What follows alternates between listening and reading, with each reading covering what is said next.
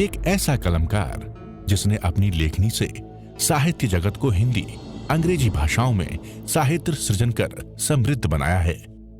आपके कुशल आध्यात्मिक नेतृत्व में युगीन समस्याओं का समाधान एवं संगठन के लिए केंद्रीय व्यवस्था के अंतर्गत श्रमण संघ विकास फंड द्वारा साधु साध्वियों की सेवा, शिक्षा, स्वास्थ्य, संगठन हेतु महनीय कार्य किया जा रहा है।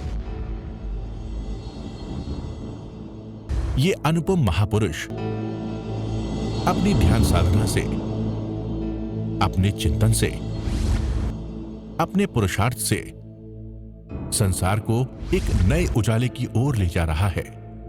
उजाला ज्ञान का, उजाला ध्यान का, उजाला उच्चतम शिखर पर जाने का। देखूं साई, मैं तो शिव में देखूं साई, शिव में देखूं साई, मैं तो शिव में देखूं साई। श्रावक के पास एक पूंजनी होती है, साधुओं के पास रजोहरण होता है। वो जहाँ भी जाते हैं तो बैठते हैं तो क्या करते हैं, भूमि का प्रतिलेखना करते हैं। वो घरों में गोचरी के लिए जाते हैं तो पात्रों को पहले साफ करते हैं। बहनें भोजन बनाती हैं, कुशल गृहिणी कौन होती है, चाहे भोजन साफ कर दिया हो पात्र प्लेट पर, जब भोजन परोसती हैं तो क्या करती हैं? क्यों बहनों, क्या करती हो बताओ, क्या करते हो? दोबारा फिर पूछ लेते हो। पूछे आपने, साफ कर रखिए प्लेट। जब आप उसमें भाजी डालते हो, खीर डालते हो तो दोबारा उसको पोंछ लेते हो।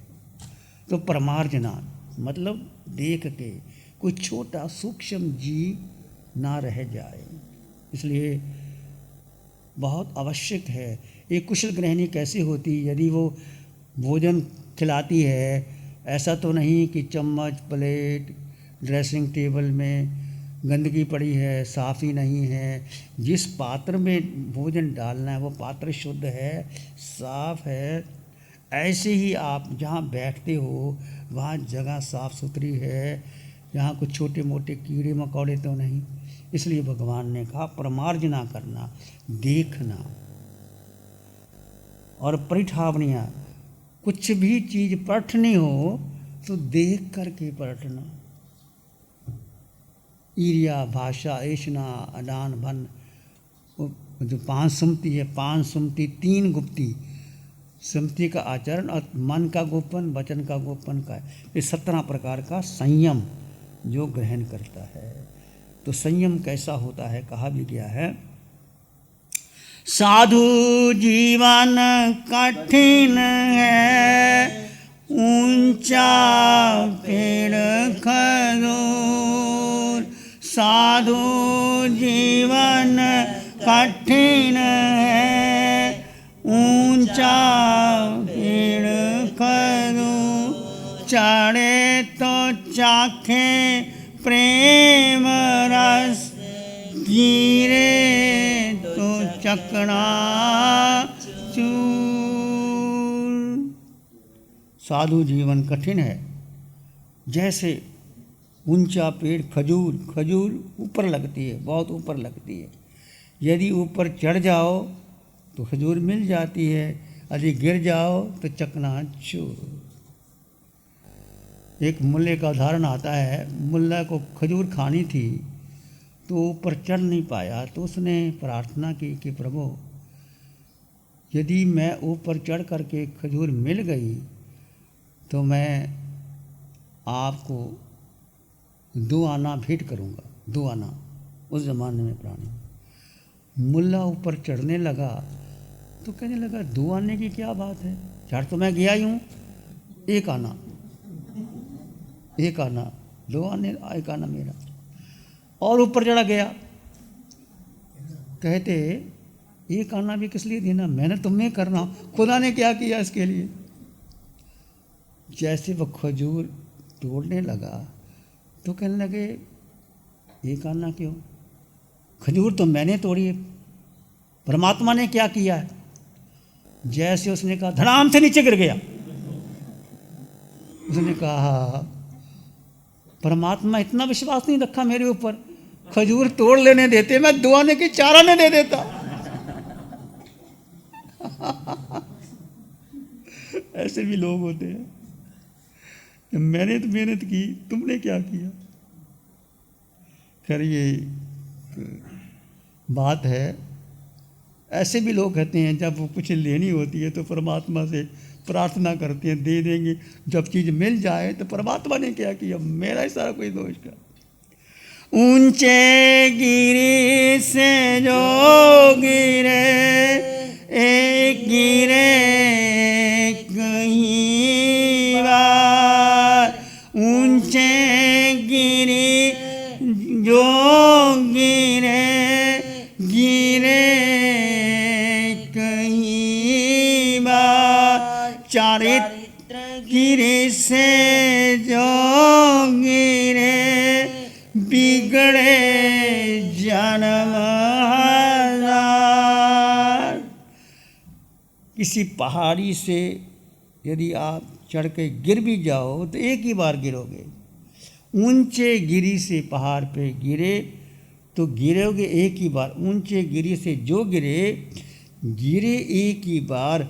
चरित्र गिरी से जो गिरे, यदि चरित्र से गिर गए, आचरण से गिर गए, संयम से गिर गए तो 1000 जन्म भी लेने पड़ सकते हैं। इतना चरित्र की महिमा बताई है।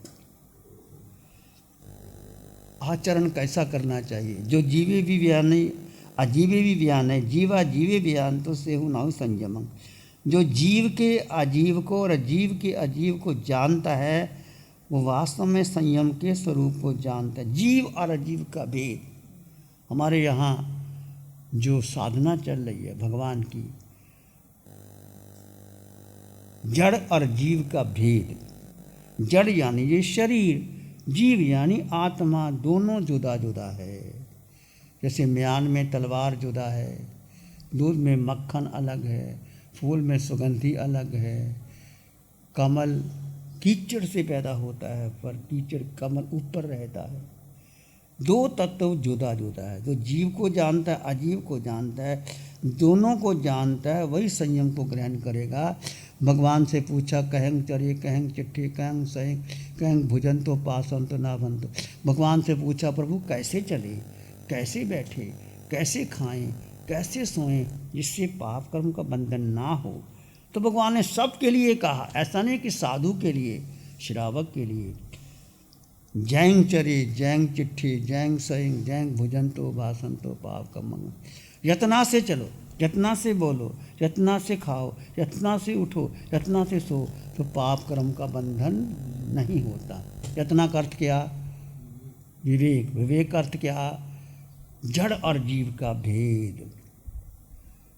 शरीर और आत्मा दोनों अलग अलग है। जड़ को जड़ मानना, जीव को जीव मानना। जीव में 8 गुणों की संपदा है। जड़ को उपयोग करना कर्म खपाने के लिए, और जिन्होंने साधना की है जड़ को तपा करके अपने कर्म खपाए हैं वो ही संयम की बात कहते हैं। ऐसे एक एग्जाम्पल आता है उत्तराध्यान सूत्र के अंदर। मृगा पुत्र, माँ के नाम पर पुत्र का नाम पड़ा। मृगा देवी माँ थी और उसका नाम पड़ा मृगा पुत्र। मृगा पुत्र राजकुमार था, राजा का बेटा था और अमोद प्रमोद के पूरे साधन थे। महलों में रहता था और कहते हैं जो फर्श थे वो भी साधारण नहीं थे, हीरे मोती मणियों के फर्श थे।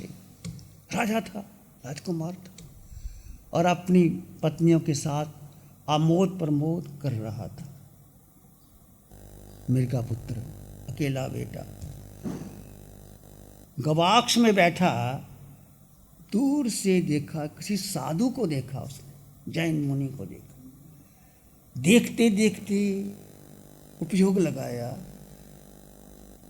लगाया इस साधु को मैंने कहीं देखा है, साधु को देखा है। देखते देखते देखते जाति श्रवण ज्ञान हो गया। जाति श्रवण का क्या मतलब? पिछले जन्मों का ज्ञान हो गया कि मैं देवलोक से आया था, फिर मैं मनुष्य बना था, फिर मैं नरकों में गया था, सारे जैसे दर्पण के आगे दिखाई देता है, सारा चित्र दिखाई दिया उसको। ये जीवन है। किस लिए मैं भोगों में बैठा हूँ? जाति समन ज्ञान हो गया, अकेला बेटा, पूरे अमोद प्रमोद के साधन। मुनि को देखा, मुनि को देखते ही जाति समन ज्ञान हो गया, और घर में अपने माता के पास, पिता के पास आया कि माता जी मैं दीक्षा लेनी है। वो हैरान हो गए, बेटे दीक्षा क्यों लेनी है? तुम अभी तो भोग भोगो, दीक्षा की जल्दी क्या है? नहीं माँ, मुझे दीक्षा लेनी है, संसार में मुझे नहीं रहना। क्योंकि जब उन्होंने देख ही लिया संसार में है क्या, मैं देवलोकों में जाया, मैं मनुष्य बना, मैं नरकों में गया, चीड़ा गया, फाड़ा गया, काटा गया, अब फिर मैं भोगों में जाऊंगा। तो माता उनको प्रश्न करती है। उत्तराधन सूत्र के अंदर एक गहरा संवाद है। माता पिता कहते हैं, पुत्र संयम जीवन में कोई विश्राम ही नहीं है। जैसे लोहे का भार उठाना पड़ता है, ऐसे संयम बहुत कठिन है। जैसे बालू रेत के कवल के समान संयम में कुछ स्वाद निस्वाद है। जैसे रेत में कोई रेत खाए तो क्या स्वाद आता है, बालू रेत के कवल के समान संयम निस्वाद है। तलवार की धार पर चलने के समान अत्यंत दुष्कर है। जैसे लोहे के चने को चबाना कठिन है, वैसे सर्प की भांति एकांत दृष्टि में संयम का पालन बहुत कठिन है। जिस प्रकार प्रज्वलित अग्नि शिखा जल रही हो, उसको मुंह में लेना कठिन है, इसी प्रकार युवा अवस्था में संयम लेना बहुत कठिन है। जिस प्रकार भुजाओं से सागर को तैरना दुष्कर है, सागर से भुजाओं से सागर को पार करना कठिन है, ऐसे ही संसार सागर से पार करना, संयम लेना बहुत दुर्लभ है। तो मृगापुत्र माँ को उत्तर देते हैं, हे तात, हे माता पिता, जैसे आपने कहा वो सत्य है, परंतु इस लोक में मुझे भोगों की प्यास ही बुझ गई है। मुझे भोग भोगने की इच्छा ही नहीं रह गई है। उसके लिए मुझे कुछ विष्कृत लगता ही नहीं है। मैंने कुछ भोग भोगना ही नहीं है, मेरी इच्छा ही नहीं, मेरी कामना नहीं, मेरी वासना नहीं है। और मैंने अनंत बार अति भयानक शारीरिक मानसिक वेदनाओं को सहन किया है। मैं नरकों में गया, चीरा गया, फाड़ा गया, काटा गया, मुझे प्यास लगी तो वैतरणी नदी में बहा दिया गया। वैतरणी नदी में वो जब वो वृक्ष के पत्ते ऐसे चुभते हैं जैसे कि लोहे के पत्ते चुभते हैं, इस प्रकार मैं नरकों में काटा गया, मारा गया। ये तो संयम की वेदना तो कुछ भी नहीं है। फिर माँ ने कहा कि देख बेटे, संयम में तो कोई इलाज भी नहीं करवा सकते। उस जमाने की बात, जो वो संयम उच्च कोटि का संयम था। तो बेटे, जब तुम बीमार पड़ गए तो उस समय कौन इलाज करेगा तुम्हारा? कौन डॉक्टर को बुलाओगे? तो माँ को कहता, माँ जब मृग बीमार हो जाता है, कौन डॉक्टर आते इलाज करने के लिए? पशु, गाय, भैंस या मृग बीमार हो जाता है तो खाना पीना छोड़ देता है। कभी देखो मृग खाना पीना छोड़ करके एकांत में चला जाता है, जल में बैठ जाता है। धीरे धीरे जब वो खाना पीना छोड़ देता है, पानी पीता है, ठीक हो जाता है। ऐसे रोग आ गया तो कोई बात नहीं, मैं सहन कर लूँगा। तो बहुत लंबा चौड़ा संवाद है। आखिर माता पिता ने उनको आज्ञा दे दी संयम ग्रहण करके, और वो उच्च कोटि के संयम ले करके सिद्ध बुद्ध और मुक्त हो गए। प्यारी गुरुवाणी है, बड़ी ही सुहानी है। आंखें बंद, मन वचन काया शांत, शरीर शांत, विचार शांत, सृष्टि शांत, वातावरण शांत, हर दिशा हर किनारा शांत, शांत शांत शांत। सिर के सिरे से पांव की अंगूठे तक अपने भीतर शुद्ध चेतना का एहसास कीजिए।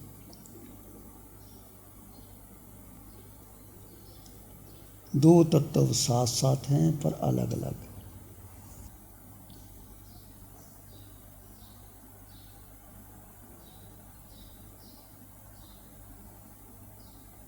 भीतर के मौन और गहन शांति का अनुभव करें।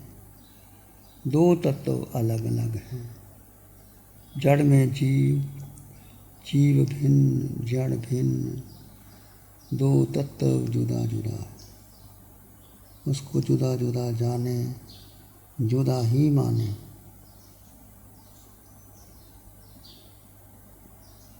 इसी में एक लंबा गहरा सांस लें। अरिहंत परमात्मा के चरणों में अनंत कृतज्ञता ज्ञापित करें। एक और लंबा गहरा सांस। अरिहंत परमात्मा के चरणों में नमन और वंदन। दोनों हाथों को आंखों पे ले जाएं। हल्का सा स्पर्श, धीरे से आंखें खोल सकते हैं। नमो अरिहंतानंग, नमो सिद्धानंग, नमो आयर्यानंग, नमो उवज्झायानंग, नमो लोए सब साहुनम, धम्मो मंगल मुकिटम, अहिंसा संयमो तभो, देवावित्तं नमं संति, जस धम्मे श्यामनो। श्री चत्तारी मंगलम, आरहंता मंगलम, सिद्धा मंगलम, साहु मंगलम, केवली पाणत्तो धम्मो मंगलम। चत्तारी लोगुत्तमा, आरहंता लोगुत्तमा, सिद्धा लोगुत्तमा, साहु लोगुत्तमा, केवली पाणत्तो धम्मो लोगुत्तमा।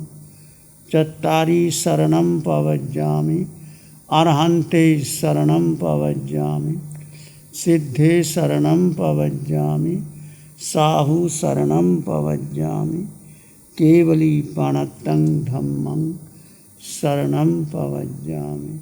चार शरण दुख हरण जगत में, और न शरणा कोई होगा। जो भव्य प्राणी करे आराधन, उसका जर अमर पद होगा।